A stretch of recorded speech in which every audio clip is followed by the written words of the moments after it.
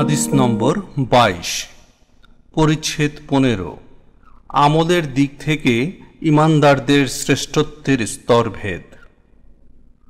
মুহাম্মদ ইবনু ওবায়দুল্লাহ রহমতুল্লাহ আলাইহি আবু উমামা ইবনু সাহল ইবনু হুনাইফ রহমতুল্লাহ আলাইহি থেকে বর্ণিত, তিনি আবু সাইদ খুদরি রাদিয়াল্লাহু তাআলা আনহুকে বলতে শুনেছেন, রাসূল সাল্লাল্লাহু আলাইহি ওয়াসাল্লাম বলেছেন, একবার আমি ঘুমন্ত অবস্থায় স্বপ্নে দেখলাম যে লোকদেরকে আমার সামনে হাজির করা হচ্ছে, আর তাদের পরনে রয়েছে জামা।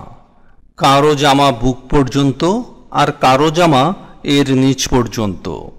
আর ওমর ইবনুল খাত্তাব রাদিয়াল্লাহু তাআলা আনহুকে আমার সামনে হাজির করা হলো এমন অবস্থায় যে তিনি তার জামা এত লম্বা যে টেনে নিয়ে যাচ্ছিলেন।